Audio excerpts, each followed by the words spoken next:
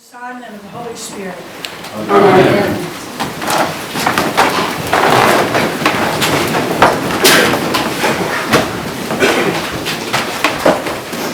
The unasked question. That's something that you would normally hear on a Christmas Eve. But how many of us have had stories told about our families? And you just assume that you know the whole story. And then you meet that great uncle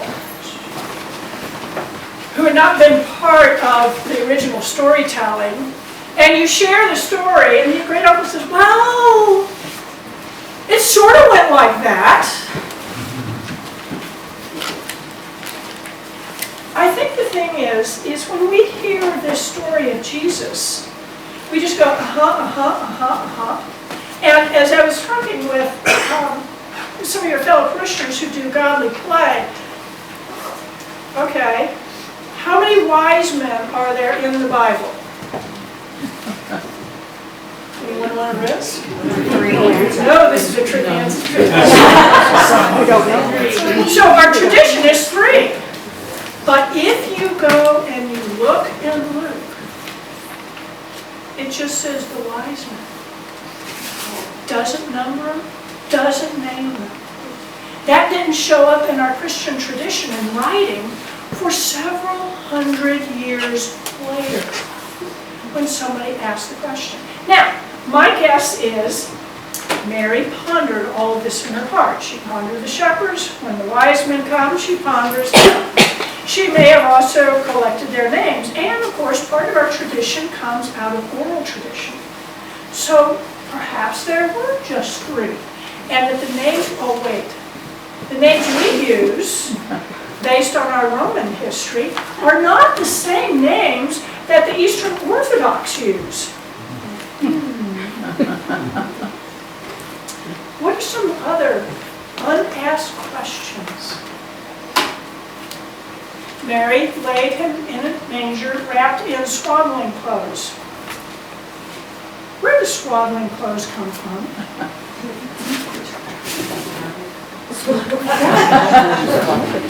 Maybe with the local Kmart, Wally World, Target, if they were doing well that month. There are all these unasked questions that we have in our faith. It doesn't say where the swaddling clothes came from. In tradition around that time, it probably came from a midwife. There probably was a midwife. I'm sure when Mary first had that first sharp pain and squeaked, I'm pretty sure even if Joseph was an experienced father from some prior marriage or his wife had died, especially if she had died in childbirth, you know he was off like a shot trying to find a midwife. It's an unasked question. We know who's there, but over the centuries we've added. What are the unasked questions in our faith? It's deeper, isn't it? We have the stories of our faith. You all have read my story. There are probably lots of details that I left out, but you know, after a while you tell the story over and over and over again. It gets streamlined. But sometimes it's the unasked questions. It's the ones where, like the little boy in the Emperor's Clothes story, that points out there's an inconsistency in the story, like my great uncle had pointed out about my father. Of course, my father, when he heard this, says, well, your great uncle's getting old and he's just seen it. What are the unasked questions for the Episcopal Church? And in the Episcopal Church, we're a little different than a lot of denominations because our holy word is actually why. Every 4-year-old is an Episcopalian. But that is something that we can ask. It's encoded into our DNA. That's why there are people who sit there going, Episcopalians, are you sure you're really Christian? Because we'll ask. We'll push back. at stories. We will ask the unasked questions.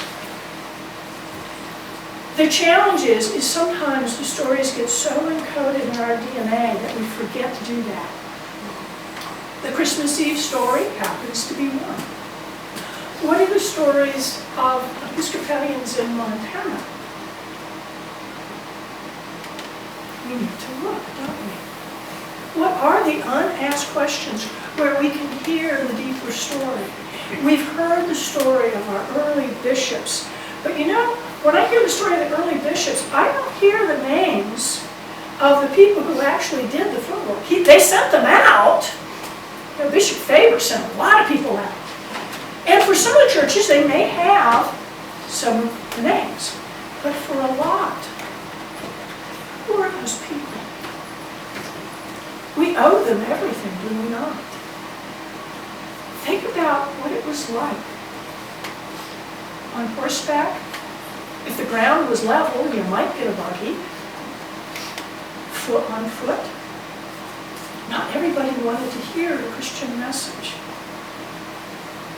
Some of them were confused by the Episcopal version of the Christian message. And yet, because of that work, we're here tonight. Perhaps we should start asking those questions. Who were our spiritual ancestors?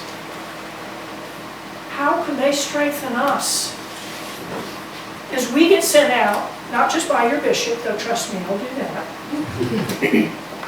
but by the very core of today's message, that an innocent child, the Son of God, God incarnate, born totally vulnerable, totally trusting, knowing, of course, that we're all going to screw up, but trusted us with the message of salvation to send to the rest of the world who so desperately needs to hear it.